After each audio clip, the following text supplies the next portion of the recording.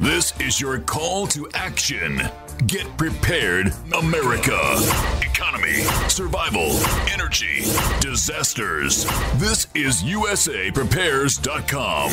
Informative radio, educational radio. Interact now by emailing instructor@USAPrepares.com or text at 434-390-7953. Class, please take your seats. Now, your instructor, Vincent Finelli.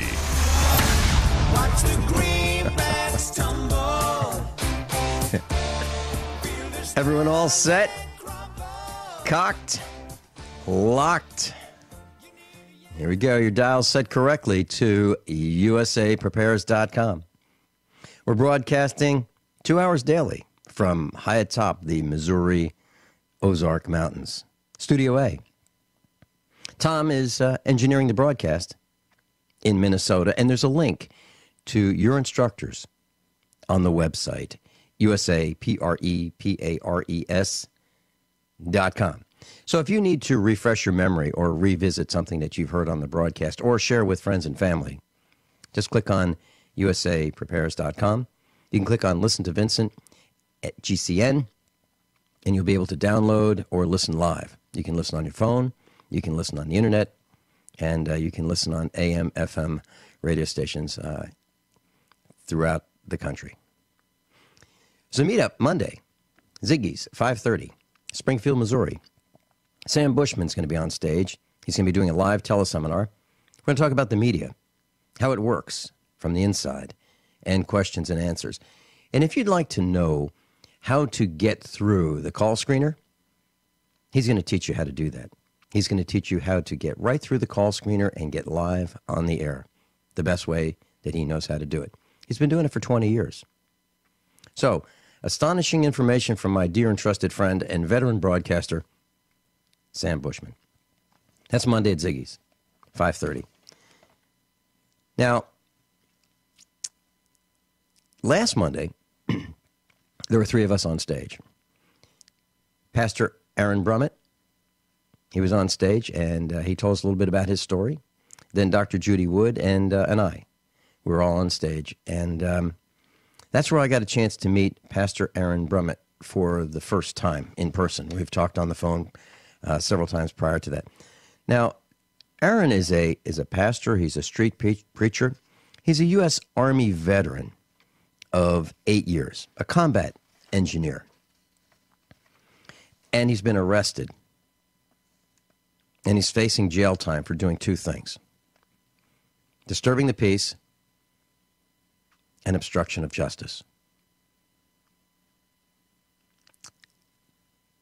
Welcome, Pastor Aaron Brummitt. It's good to be on your show, Vincent. Thank you for having me. It's great to be with you. Did I say anything that was inaccurate? No, that's the story. Let's do it. Pastor Brummitt, you're a 30-year-old guy, good-looking guy, handsome guy, and when you're on the street, you're well dressed. You do not look like a thug. You do not look like a panhandler. You're well dressed. You've got a collared shirt, a solid color, a tie, a vest. I mean, you're dressed for success. You're out on the street corner. You're preaching, and you have had many encounters with Springfield's finest uniformed police officers, and ultimately, a whole bunch of them, I believe maybe 10 or 12, came to say hello to you and put you in handcuffs and hauled you away. Can you tell us what's going on? Why are you causing... heck, I know that when I had to hire the city police to come to one of our Get Prepared Expos, I had to pay those guys a fixed fee of $25 an hour. $25 an hour. So if you have if you have 10 of them come just to say hello to you, we're burning $250 an hour for them to say hello to you. What the heck are you doing that is causing so much attention in the city of Springfield? Well, I'm going to give kind of the background here first of what brought us to the arrest, and that way, those that are listening, it's vitally important that we know what's going on in our country, and this relates primarily to the issue of the First Amendment, to be able to vocally stand up and be able to speak the truth in a open air environment. The ministry that I run is called Repentance Cry Ministries, and we just go out with the purpose of standing up in public areas and giving really short messages. We do a lot of singing with hymns. We've got men and women and children that sometimes come out and help with it, and we're not like, there are some groups out there that are very, very negative. We focus more on being positive. We have signs, crosses, wooden crosses we built to say Jesus loves you and things like that. But when we first began this, I wanted to make sure that we had a proper understanding between myself, proper communication between myself and the city. And what ended up happening, I began by sending them a fax which had some 40 or 50 court cases that upheld our freedom of speech, and we sent a fax to every major city official, the mayor of Springfield, the city council members, several boards, permit board, and we sent it also to the chief of police, the downtown coordinator of the police department, on down the line, prosecutors, the city attorney received a copy of the fax, and they ignored that fax. So here we are trying to communicate with them, trying to show them this is what the law says. We'd like to make sure we have a proper understanding with the city before we begin doing this sort of activity. And about 3 months passed. They were utterly silent. Not one person responded to our fax. And I ended up sending them a second fax explaining to them, we've elected you into office. You're only there in office because the people have put you there, and here we are trying to communicate with you, and you will not even listen to our voice.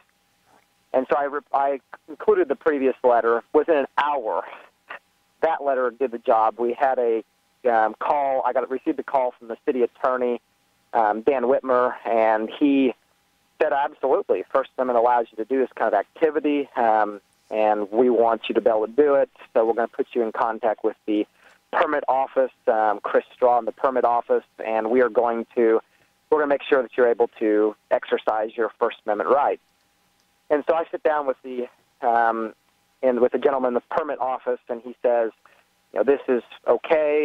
You have to follow like 3 guidelines: not blocking pedestrians, don't use city power, and make sure decibel levels are within the city ordinance levels of around 75 decibels. And so, with that understanding, I knew that in the day and age we live, you have to document things. And so I said, would you please send me an email with the very same things we talked about in this meeting? And he sent me an email. Actually, it took him a while. It took quite a few days. I ended up sending their email. I said, I need to have this email. I'd like to have it.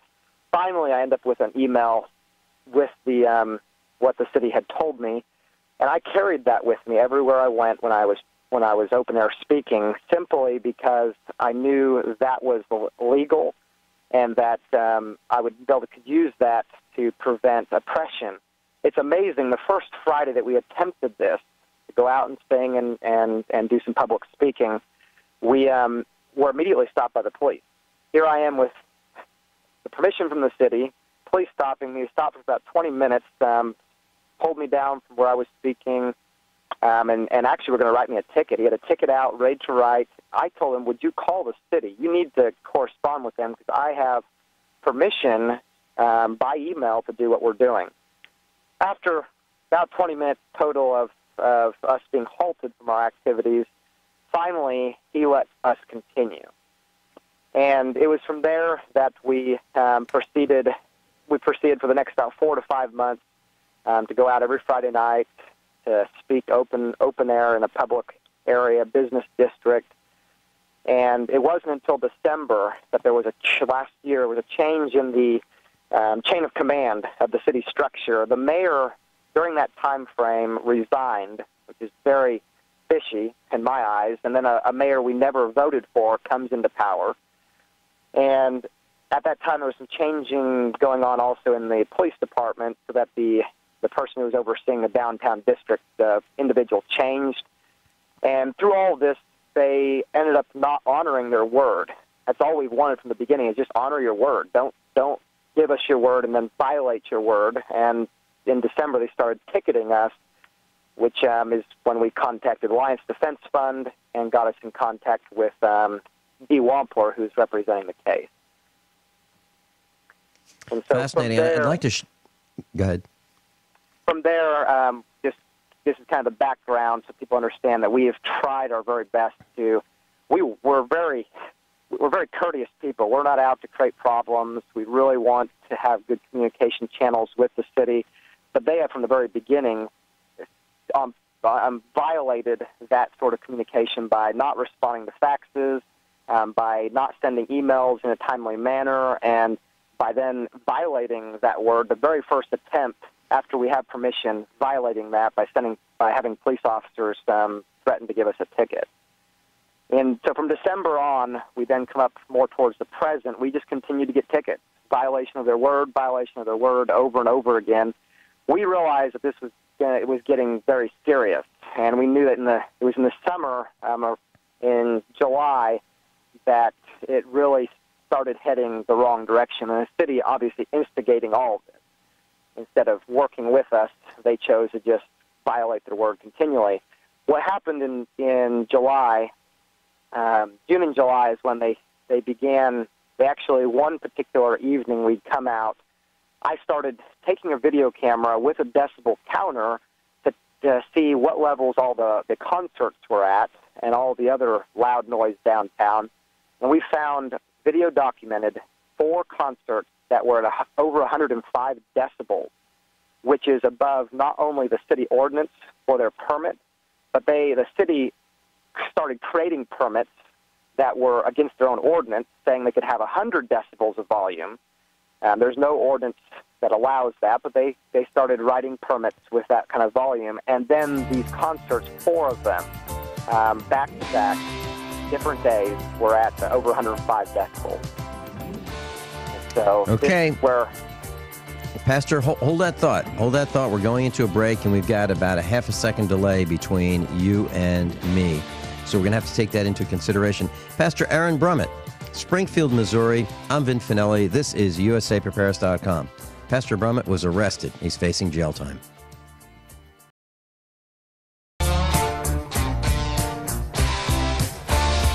Class, Aaron Brummitt's with us.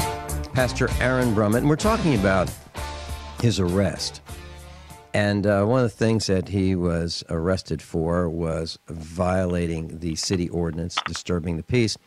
And Aaron, you said that you had agreed to hold the noise level to 75 decibels or below. Let me just share with the class what that means. Normal conversation, just 2 people talking, is 60 decibels.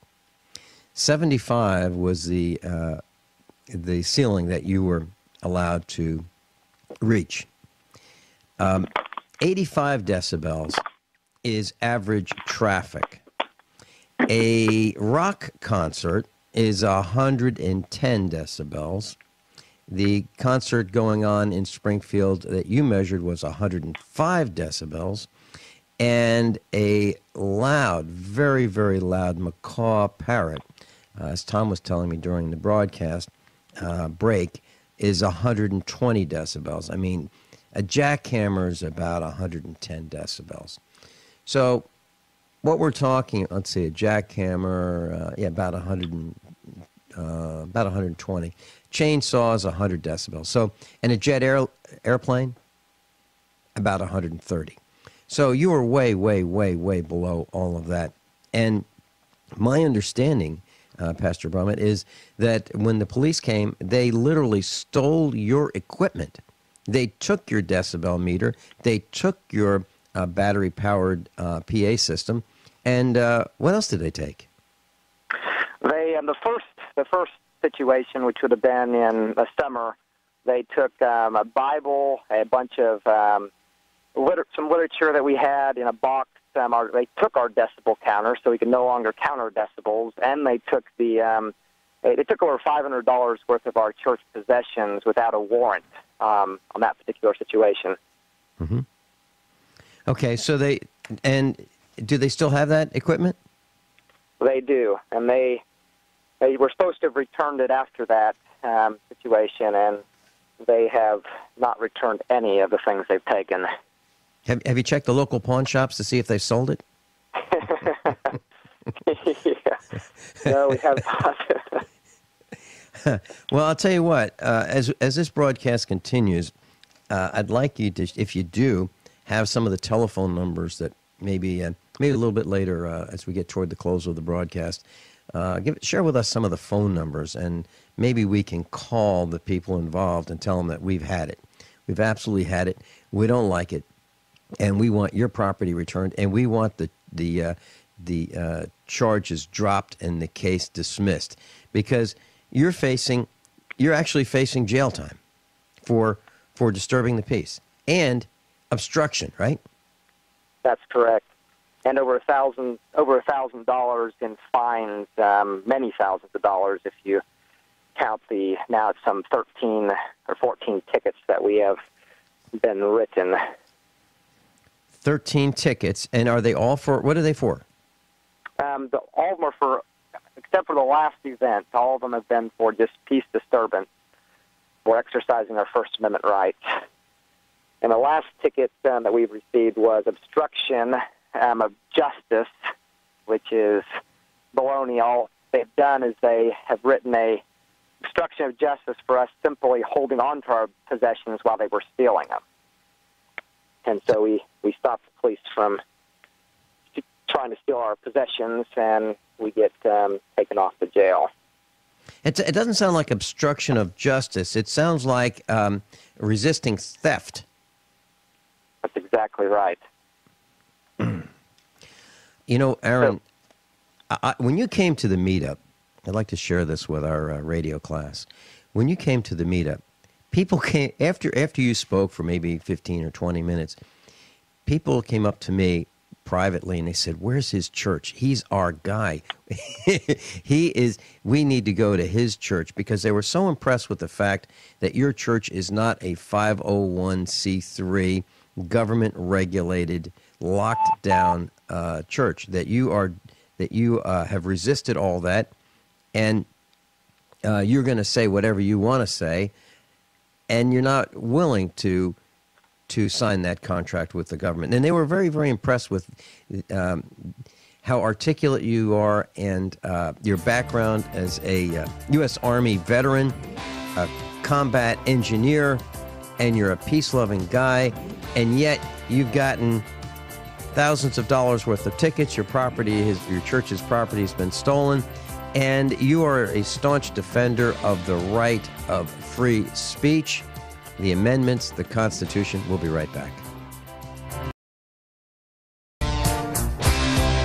Class, Pastor Aaron Brummitt is with us, and he was arrested for preaching on the streets of Springfield, Missouri.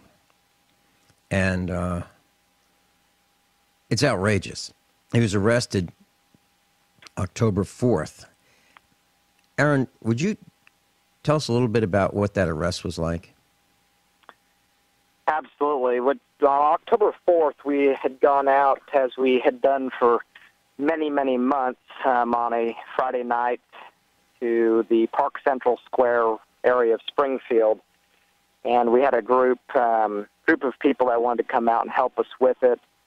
The location that we set up on was in the proximity of a concert that was going on.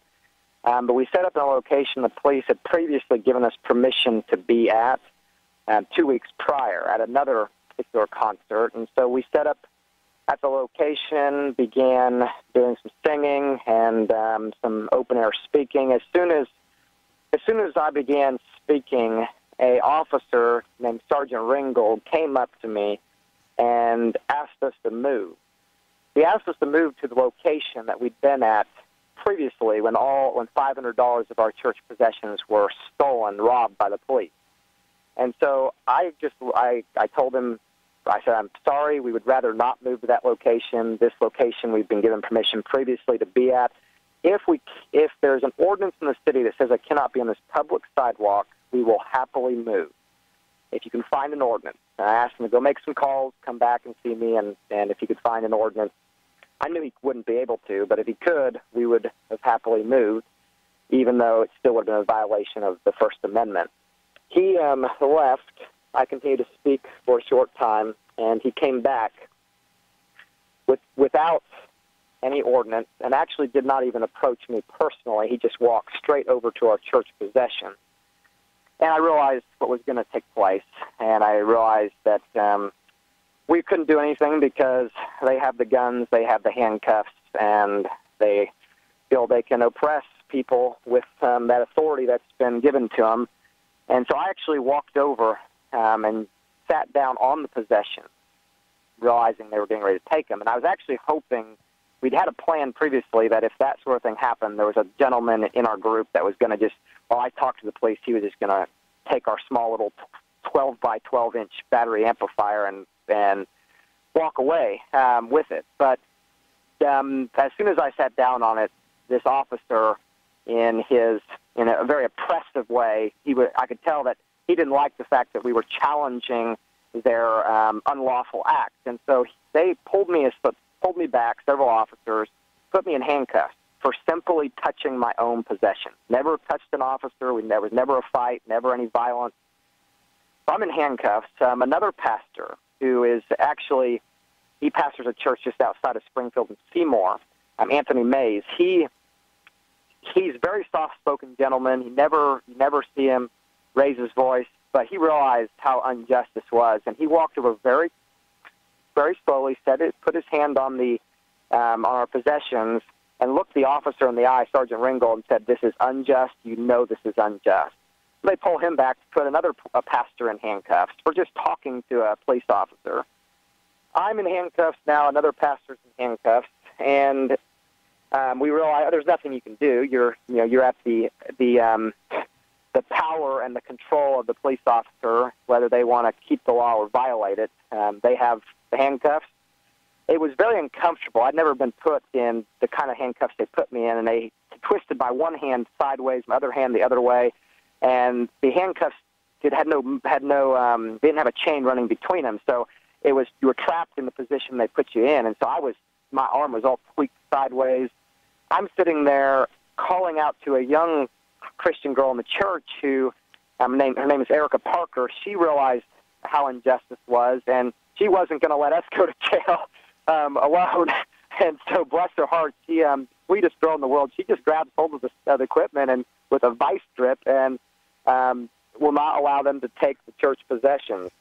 I began, on the video, you can watch this, I began calling out to her to just take the video camera because I didn't want her going to jail. I didn't want any woman to be treated the way they treated her.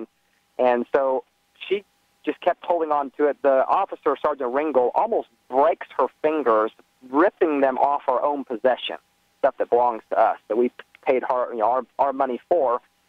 And she tells the officer, "Why are you putting your hands on me? I've done nothing wrong. Why are you touching me like this?" And she then does take the video camera and starts videotaping everything that's going on. We thought she was going to be okay. There's no way they would oppress a female in the way they did. And while she's videotaping, on the video you can watch it, they walk up to her and tell her, "You're under arrest, put your hands behind your back." And so they then put her in handcuffs, rip her arms behind her back, put her in handcuffs, bruised her. We actually took pictures of the bruises. They actually physically harmed her and bruised her. And then she was crying. She was just, a very sweet girl. It was such a tragic thing to be happening. She just starts crying there on the spot. And because of that, it really hurt me inside. I mean, you can mess with me all you want, but when you start hurting other people, you've got a serious issue on your hand. As a soldier in the military, that is something that, for me, if I watch that happening, it makes me a whole lot more upset than I would be otherwise. And she then, bless her heart, begins singing hymns. She sang Amazing Grace.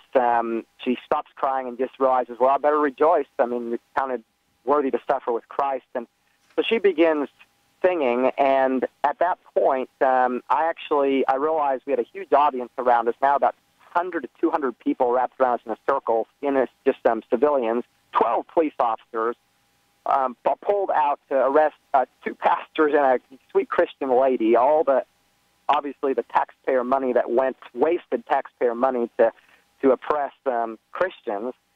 And I began actually just speaking, just my voice. I began speaking, just quoting some scripture to the audience. And as I was led away, the final thing that I was quoting was the hymn, "What can wash away my sins? Nothing but the blood of Jesus." We're then taken over to a paddy wagon, I've never been in a paddy wagon. It's like an ice box. They had a dividing line for women and men. They'd throw Erica on one side, throw me and their pastor on the other side, shut the door behind us, and we're trapped inside this criminal paddy wagon. And Erica once again begins singing hymns. And so all the way to jail, we sang hymns, which I think really shocked the officer who opened the door and released us to take us into the jail itself. And so in the jail, we were there for most of the evening, and we had our mug shots taken, violation of privacy, iris scans taken, and we were arrested for obstructing an officer from stealing our possessions. I just like the truth. That's what really happened. We were arrested for simply not wanting the police to take things that belonged to us without a warrant. On the way, being taken to the paddy wagon, we were never read our rights, our Meander rights. We were never given any of the legal rights that we should have had as citizens of the United States of America. And so the police officers violated the Constitution, state constitution, and a number of other laws in this unlawful act. Well, let's see if we can get some of these cops involved fired for a lot of things. Number one, they're using handcuffs, but not just handcuffs. They just don't want to keep your hands behind your back. They want to torture you with these handcuffs. So they've got specially designed handcuffs to really make it painful. Now, it's not like that you were in a shootout with the police and you were a bad guy. You're just a preacher on the street corner. Now, obviously, someone called and complained about you because you must have been doing something that was competing with maybe some big business, or the police just have it out for you. But the bottom line is, you have a right to do what you did. And they do not have a right to arrest you, and they do not have a right to put you in torture handcuffs, the three of you. 12 cops show up to arrest 3 people in a peaceful demonstration. It's outrageous. So who are their names? Let's get these guys fired. Who are they? Well, the head of this particular act was Sergeant Ringgold, so that would be the primary one we definitely want to focus on. But the chief of police is very much a part of this as well, Paul Williams, because he is responsible for allowing the officers to continue to oppress us over a long span of months. Okay. Now, Ringgold, Ringgold? Yeah. Okay, Sergeant Ringgold. Do you have any telephone numbers for him? No, but I've got a telephone number for his office, which I can give. Okay. Which is the Springfield Events Coordinator office. That number is area code 417-864-1810. Okay. 417-864-1810. That's Sergeant Ringgold's, Ringold, his office. He needs to be fired, absolutely fired, for abusing and breaching the public trust, using handcuffs that he should not be using. He could say, listen, Pastor, I got a problem. Let's sort this out at the police station. Even that is over the top. Asking you to climb in and go for a ride with him would be way over the top, but putting you in these torture handcuffs is unacceptable. He needs to be fired. City Council of Springfield, I hope you're listening. You need to fire Sergeant Ringgold right now. Now, what about the chief of police? We need to fire him too. Paul Williams is the chief of police. Do you have a phone number for him? The chief of police I've got a number here of 417-864-1797. Okay, Chief of Police, Paul Williams, he needs to be fired. 417-864-1797. 417-864-1797. Now, what number is that? Is that his office number? That, I believe, is either his office or home number. Oh, okay. His home or office number, 417-864-1797. Chief of Police, Paul Williams, he needs to be fired. Now, next we're going to get the city council. We're going to get the city council involved, and we're going to make sure these guys get fired. We want people who represent us and protect and serve, not haul us away and torture us. That's what we want. We're sick of it. Sergeant Ringgold, you're on notice. We want you gone. We want you fired. Chief of Police. Here's a special announcement for Sergeant Ringgold and Chief of Police, Springfield Police Department, Paul Williams. I'm going to give out a telephone number. I'd like you to call me and tell me your side of the story. 866-582-9933. 866-582-9933. Let me give that to you again. 866-582-9933. Give me a call, and we'll put you on the radio, and you can tell us your side of the story as to why you handcuffed two pastors, stole their equipment, won't give it back to them. And class, let me tell you this. Here's your assignment for right this very minute. I'd like you to put both hands behind your back and the backs of your wrists together, okay? And I want you to just sit there. Just put your backs of the wrists together with your hands behind your back, and let's do that for the next 10 minutes. And let's see what that's like. Now, that is the position that your hands are going to be in if Dutch handcuffs were used on you. Those are the handcuffs that don't have a chain between them. There's an immovable mechanism between the right and left hands, so you cannot turn your hands at all. They are locked in that position, and you're against steel, pretty sharp edges, not sharp enough to cut you, but very, very uncomfortable. I'm outraged that they would even own such a device of torture in the city of Springfield, Missouri. And just for that alone, just for approving the purchase of those handcuffs, the police chief, I believe, Paul Williams, should be fired, and so should Sergeant Ringgold for deploying them. Just for that alone. Aaron, when's your court case? We need to pack the courthouse. The first court date we're going to have, which we definitely would be very grateful for anybody who would come and be a part of just letting the city of Springfield know that this is utterly unacceptable and detestable in the Bible Belt to be taking place. The first court case is December the 13th. It will be in the municipal court in Springfield, and that would be we would be very grateful for those that would come out and support. Yeah, as a matter of fact, I mean, all you have to do is sit there. Even if you think Aaron should go to jail for preaching on the street, I think you ought to hear this. I think you ought to see what happens because, class, you're next. You're next. That's right. We one of the things that I mentioned in the meeting we had Monday, it's important to understand that this freedom that is being taken right now from those that are religious people. I understand there are many people from different types of religions on the program, and we're for everybody having a voice. This is not just the Christian voice. It's for everybody to have the freedom to be able to speak, and we respect every other person who exercises that right equally. The issue here with this particular situation is that we want to be empirically equal. So we've gone out and to see what everybody else gets to, what kind of volume they get to use. We're more than happy to be much lower than them, but yet the only person who's getting arrested and getting ticketed is the Christian in the situation. And so it's completely about the fact they don't want certain messages, not just religious messages, but political messages. There's messages they would much rather not spoken politically on the street corner. And someday, when it comes time for the police to be putting people into train cars and taking them off to concentration camps, you're going to wish that you stood up for the freedom of speech now, Because when it comes time to stand on the street corner and speak the truth and nothing but the truth, and that freedom is missing, you'll have very little ability to spread the information to other people about what's going on.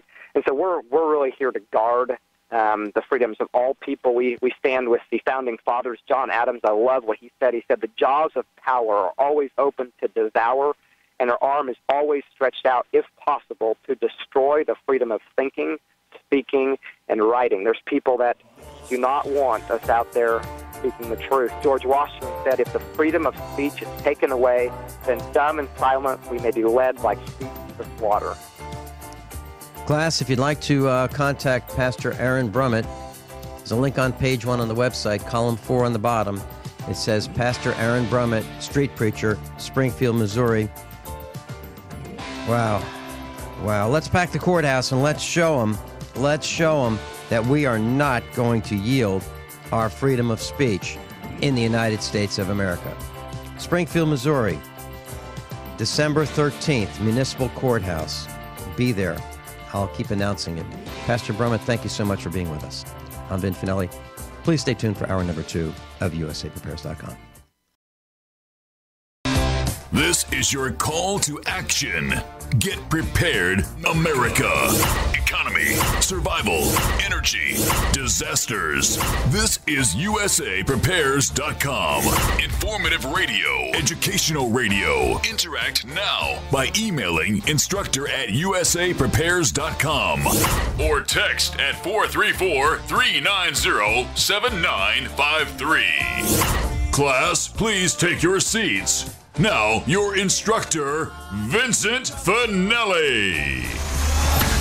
Watch the greenbacks tumble. Everyone all set? Cocked? Locked? This is hour number 2 of USAPrepares.com. And I'm delighted to have back in the broadcast classroom with us today Dr. Judy Wood.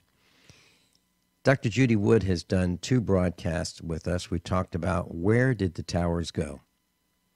We're talking about 9/11. Where did those towers go? We learned in the first 2 broadcasts that the towers turned to dust. A new term, dustification. And if you look at the images on the internet, you will see that the towers did go to dust. Now, Dr. Judy Wood wrote a book, a 500-page book. I would call it an encyclopedia of what happened. This is the evidence. It's the evidence of what happened, and it goes through in detail hundreds and hundreds of photographs, what happened. I'm delighted to continue this broadcast. It will probably take a total of 16 one-hour broadcasts to get through where did the towers go. Welcome, Dr. Judy Wood. Hello. Thank you for having me. It's always delightful having you on this broadcast classroom, Dr. Judy Wood. You know, I'm looking at your book, and by the way, class, all of the copies that I had available for sale for $40 a piece are gone. So if anyone would like a copy and you want to pick it up at the meetup, what Dr. Judy Wood has agreed to do is to autograph them. She's autographed the books and shipped them to me at my farm, and then I bring them to the meetup, and they're $40. They're $40. That includes all the costs. No additional handling, nothing like that. It's $40, and they're autographed. So I have a feeling that this is something that, if you want one, you'll treasure it for the rest of your life, and you'll want to pass it on. And I keep my copy in the studio. It's that important to me. Dr. Judy Wood, the last time we discussed the bathtub, and that's the term that you're using to describe the basement, if you will, of the towers, and how it seemed that not much damage happened to the bathtub. Why don't we start with that and then continue on about, well, the evidence of very little damage, and then the workers. Seems like they rushed to repair a huge hole in the bathtub. Let's start with that, if that's okay with you. Yeah, it was the bathtub. Well, some people call it the slurry wall because that's how they originally made it. Out of slurry, and then to make it, it's essentially a dike that goes around the basement because the bedrock was 70 feet. That's 7 times 10, 70 feet below the water table. So if you're going to build a tower on bedrock, it's got to be underwater. Well, unless you build this dike around it. And I call it the bathtub. A lot of people do, but initially people referred to it as the slurry wall. When the towers were destroyed, went away, there wasn't a big flood throughout Manhattan, and there would have been underground because all of the subway tunnels connect in there. On the bedrock, 70 feet below the water table, that's where the PATH train station was. And the PATH train, that's the Port Authority Trans-Hudson, the subway. It was built in early 1900s. I think the station first opened in 1908, 1909, somewhere around there. And that was further inland, it was right up on the shore. And when they built the towers, because the towers were now, expanding Manhattan, they're now out in the water, they, with a dike around it, they moved the PATH train station to the bathtub. So it had to make that tight turn. If anyone's been there, they know how tight that turn is to go around. Know what station they're at because of how tight the cars are turning. Mm-hmm. So if 2 500,000-ton buildings slammed down on it, it would surely rupture it. And if it ruptured it, you would have had a whole lot of flooding going on. And the subways are also below the water table. So it didn't flood. Now, there was some damage, but it was not damage caused from the buildings smashing down on it. It was caused by the mega cranes that came in. And, they had to bring about new rules when they quickly discovered that the walls were moving inward because of these heavy cranes sitting outside the walls. Because the walls were now unsupported on the inside because there was no building inside. Mm-hmm. But the buildings themselves supposedly crashing down, did not damage it. I'm not saying zero damage. Could have been some scratches here and there. You'd be surprised what debunkers like to claim as, debunking. But there was no catastrophic damage. The bathtub was not ruptured. It didn't spring a leak. And actually, the PATH train tunnel under the Hudson, you'd think, this long snaking tube parked on the base of that bedrock in the basement of the towers, you'd think that when those towers smashed down that, it would shake that snake there out under the water, and it would snap or crack or something, especially if it was built in the early 1900s. And there was water down there, and they were concerned. Well, it turns out once they pumped the water out, there's no more water. Because when the bathtub was opened up, and they had all these fire hoses and rain dumping on it, it's ready to have to drain somewhere. And it went down into the PATH train tunnel. But once they pumped it out, it stayed dry. That's rather impressive. I'm not saying zero damage, but there was no catastrophic damage. The bathtub was not ruptured. And underground of Manhattan was not flooded. So what we're learning is that you would think that there would be substantial damage to the bathtub from the building if it actually collapsed into it. If the whole weight of all stories of the World Trade Center towers collapsed into the bathtub, you would see substantial damage. But the damage was very minimal. That's what you're saying. Is that correct? Correct. Mm-hmm. And there's pictures of it afterwards, after they cleaned out the bathtub, and you still see the original wall there with, the rusty tiebacks that they, when they were building it, when it had a slurry wall before it had the concrete poured in. That's on the Hudson side. And the other side is a big bathtub and there's a smaller bathtub. They're driving trucks to drive out. They're driving over the wall between the big bathtub and the small bathtub, and those damaged that wall. That was not from the destruction of the towers. So there was damage, but it was not caused by the bathtub smashing on it. Now, it did leave it unsupported because if you remove the building inside and that building was pressing against the wall, where on the other side you had dirt and water pressing against it, if you have nothing supporting on the inside, it is a predicament they had to be careful of. But it was the buildings itself smashing down isn't what caused the damage. And it was kind of surprising. In 2006, December 14th, I think it was, there was a meeting that some of the folks at NIST, that's the National Institute of Standards and Technology, they were having this meeting to discuss what may have happened to Building 7, because they still hadn't come up with a good story yet. And there's piping that goes underneath the Towers 1 and 2 over to Building 7, which is on the other side of Vesey Street. Some people call it Vesey. It's on the north side of it. And it goes through the bathtub wall. So you'd think if you have Towers 1 and 2 smashing down on that piping system, you shear off the pipes. Sure. Or at least damage them or rupture them. Right. And just it's such a shock when I heard them actually state this in this meeting, saying, well, it wasn't of any seismic significance to have caused any damage to the piping system under the Towers 1 and 2 that went over to Building 7. Because they're talking about the fuel lines and so forth, that if that's what caused the fire over at Building 7.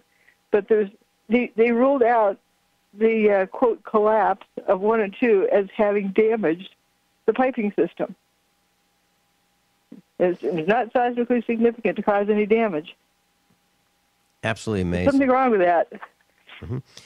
Dr. Wood, I'd like to share with you, many years ago, I was interested in buying a farm. And on this farm, there was a basement that was dug out, but a home was never built onto this basement. So it had poured concrete walls, at least 8 to 10 inches thick, probably 10 inches thick, with rebar in it. But there was no home built on the basement foundation. So there was a basement floor, concrete walls, and as I was looking at it, the realtor said to me, "No, you can't use that basement. Even though it's in a good location, you can't use it because it's been sitting with no building on top of it, and it's damaged. The structure is damaged, even though it was only maybe 3 years old." So what we're talking about is the outside pressure exerting against the walls, pushing inward to an empty basement, not supported on the top, ruins it. And that's what you're talking about. Exactly, because you don't have that cross bracing going across the top because you don't have a house on it. Okay. So now at this point, do we move on into the seismic impact? Sure, that's an important thing. And I'd just like to remind people, this is not a theory. This is evidence. If you're going to find out how tall somebody is, you don't start with a theory. You start with a measuring tape and go measure it. You don't need a theory. As a matter of fact, a theory is worthless in terms of determining how tall somebody is.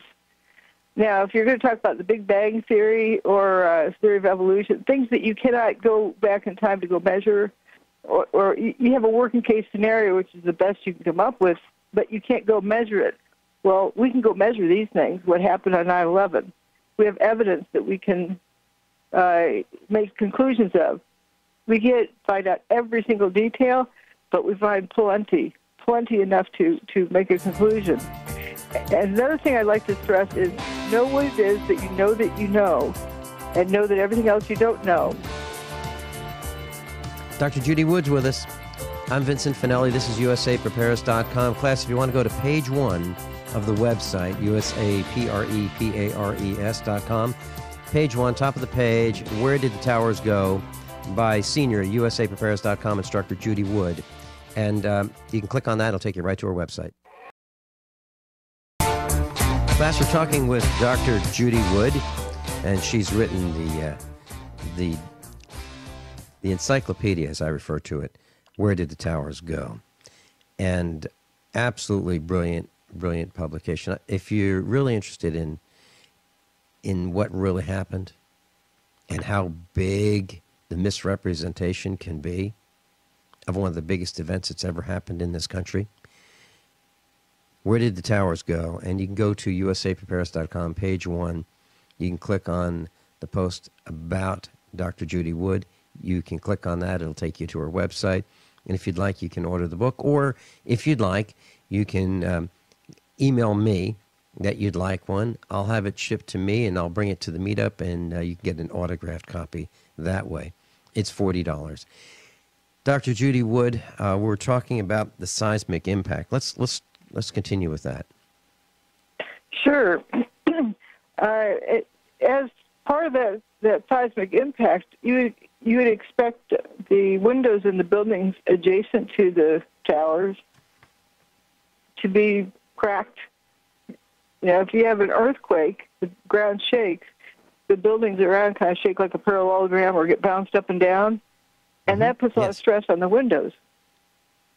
And there weren't cracks diagonally up the windows so much. There was like round holes in the window. It was strange. So we're just noticing these strange things with it. But as for the quote, impact, few people realize that January 17th, 2001, just earlier that year, there was a Midtown Manhattan earthquake, and it was approximately the same scale as what the shaking of the ground when the North Tower, Tower 1, went away. Won't say collapsed, but it went away. It was approximately the same, but the comparing the two signals, they look very, very different. There's three basic types of seismic signals, or seismic waves. There's the P wave, which is like, snapping a rubber band. You stretch it and you let go of it. It gives an impact, or like hitting a rock with a hammer. There's a direct wave that goes through the material. Mm-hmm. Through the material. And then there's an S wave, which the motion is perpendicular to the line of travel of the wave. Think of a jump rope, wiggling it back and forth. Right? It shakes the ground sideways and as it travels longitudinally. Then there's a surface wave. Now, if you get up off your mattress in the morning, you've been waiting down on that mattress all night. When you get up, the mattress comes back up and recovers. Or getting off the sofa, it bounces back up. That's a surface wave. It doesn't travel necessarily through the material. And it's not an S wave or a P wave. It's a surface wave. As it turns out, most earthquakes have all three kinds. The Midtown Manhattan earthquake earlier that year had all three waves present in it. So we know that bedrock transmits those three kinds of waves to the recording stations, and there's quite a few recording stations in the area. But on 9/11, there was no S wave or P wave recorded in association with any of the events. There's 5 events. The North Tower got a hole in it, an airplane-shaped hole, and the South Tower got an airplane-shaped hole. Then the South Tower went away, the North Tower went away, and then Building 7 went away. None of those events had a corresponding S wave or P wave, only surface waves. Now think about that. Imagine King Kong reaches over, grabs one of these towers, just chucks it up in outer space, taking that weight off the ground like you get up off of your mattress. Mm-hmm. That's going to cause a surface wave, just removing that weight. Because you've had this 500,000-ton building sitting on the bedrock, now it's no longer sitting on the bedrock. And when the North Tower went away, that surface wave only lasted for 8 seconds. In a vacuum, it takes like 9.5 seconds for something dropped from the roof to hit the ground in a vacuum. Houston, we have a problem. Mm-hmm. Because how can you have a building go away faster than the free fall of something dropped off the roof? Well, the only way that can happen is if the building does not slam to the ground, if it turns into dust in midair. Dr. Judy Wood, we're talking about 9/11, and we're talking about dustification. The buildings turned to dust, and we're going through the evidence. We're going through the seismic evidence. We're going through the bathtub, and we're talking about things that did happen and things that didn't happen. You would expect more damage in the bathtub than we saw. We'll be right back. Imagine having an overdue ticket and being arrested, strip searched, and put in jail for an overdue ticket. It happened in Texas.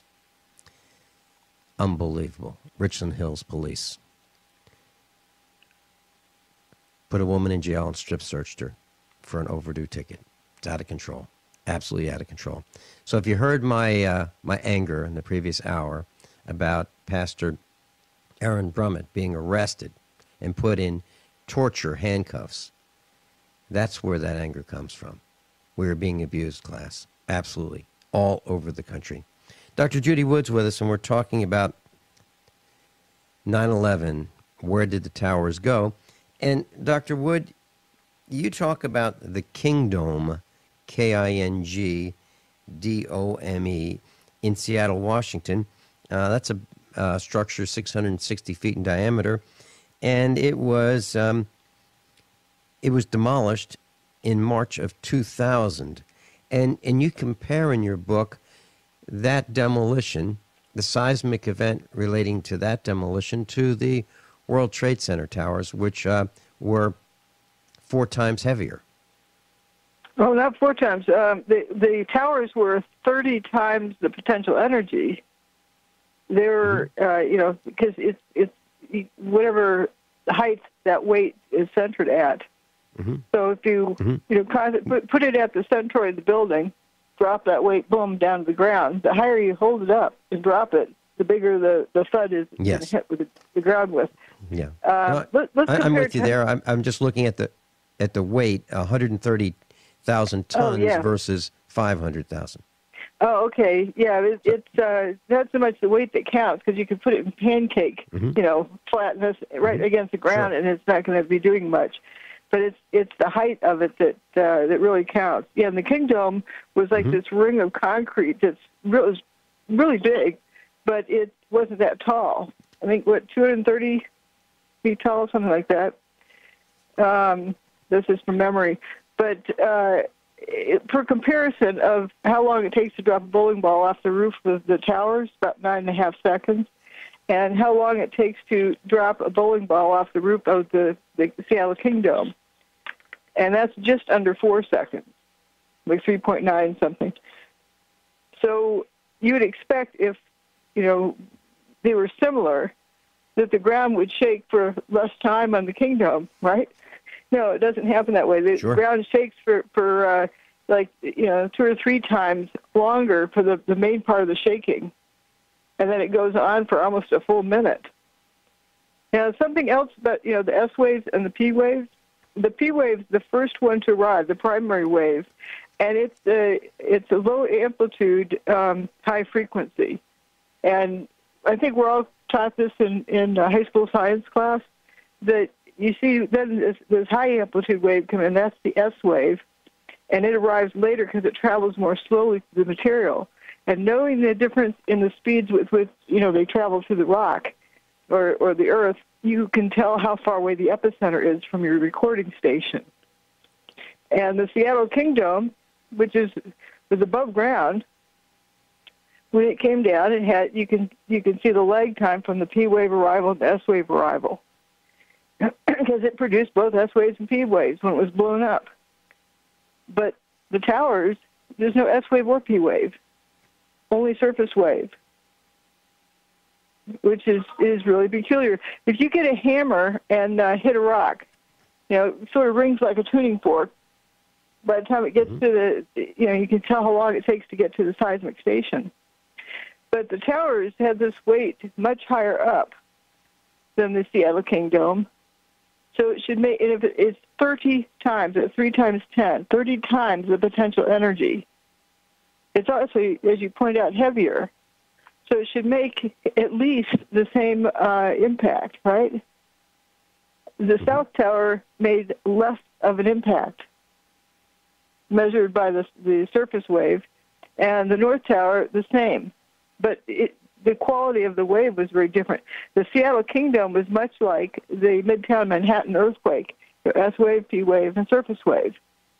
And the P wave arrives before the S wave. But the surface wave, it's a much lower frequency.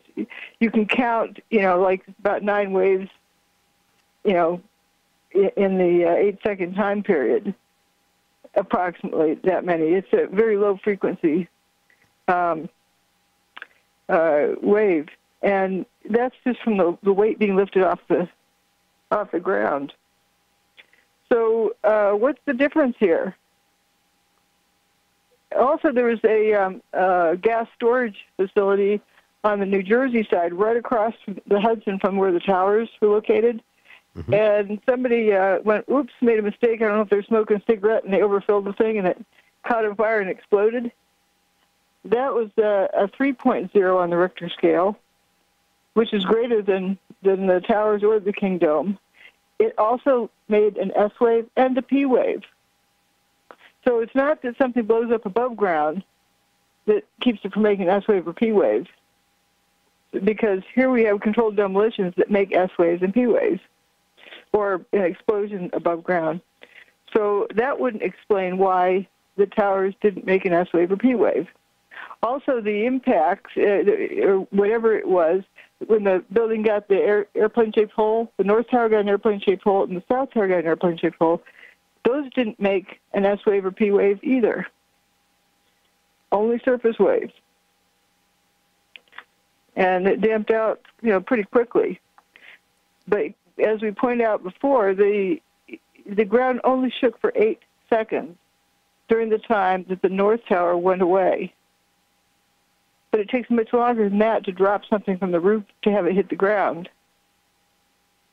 So it could not have hit the ground. So that's proof in itself that the building did not slam to the ground but turned into dust in midair.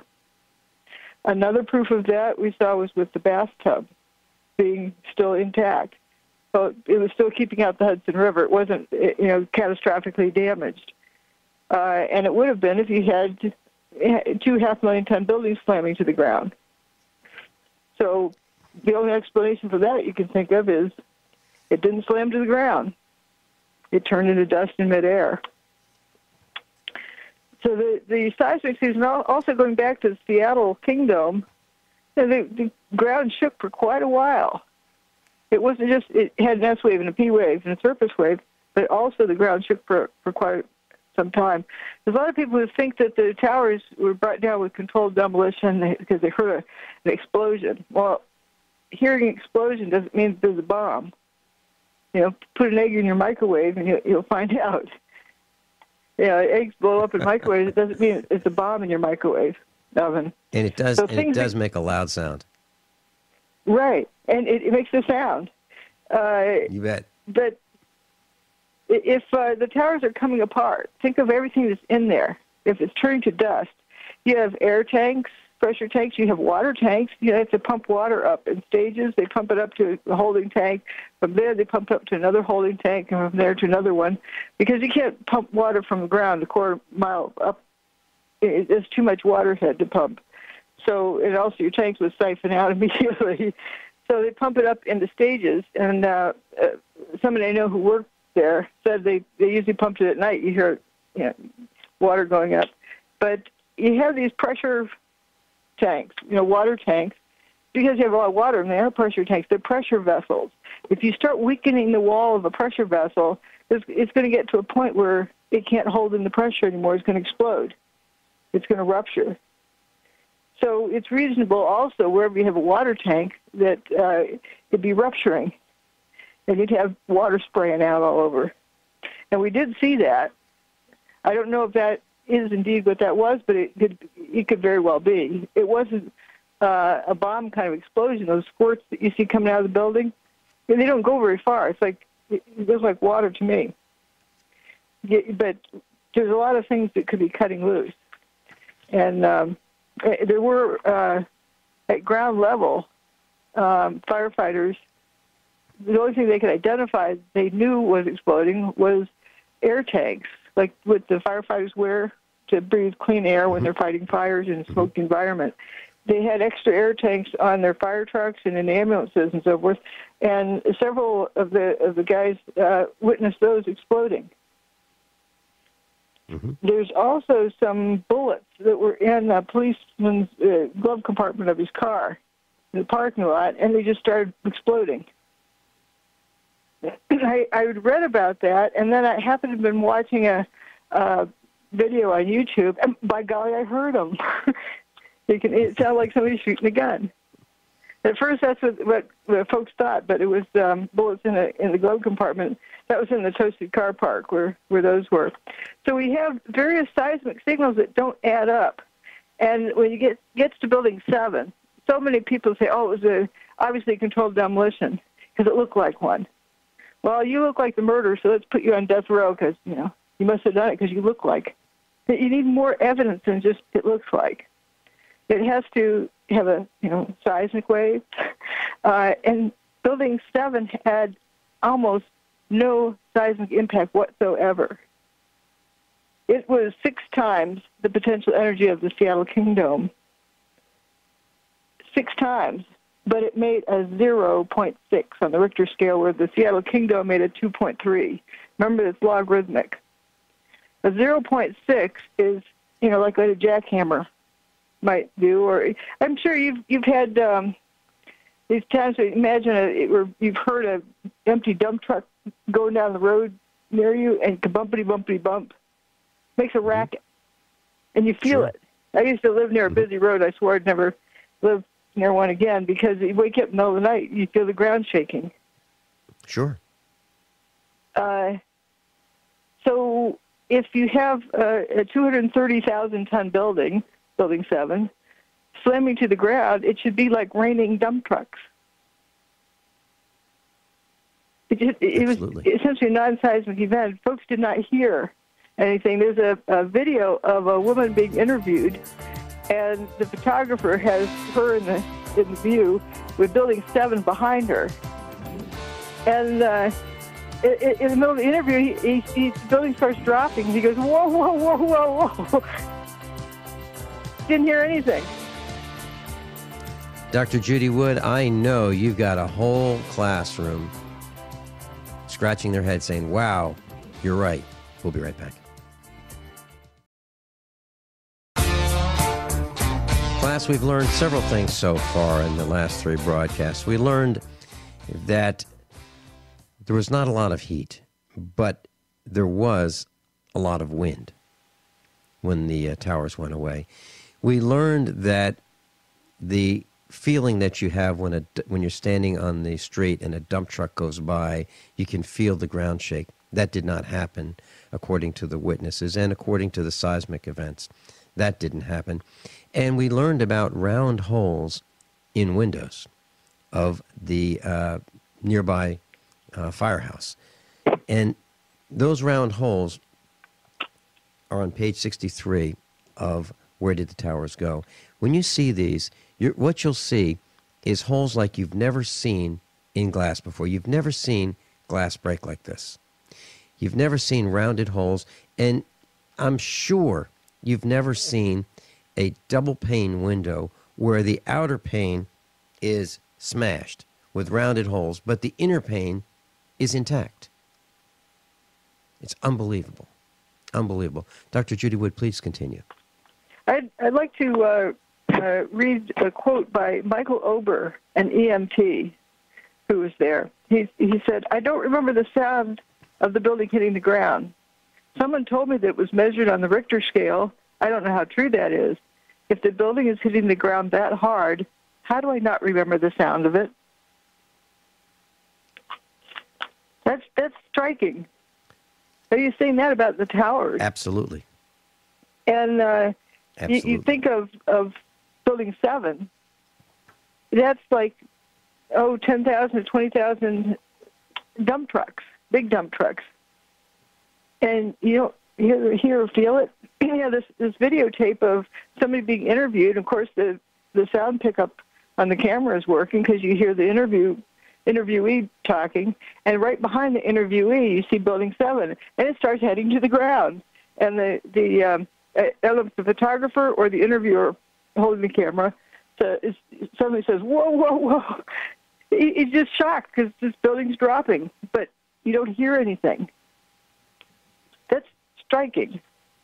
So the buildings went away.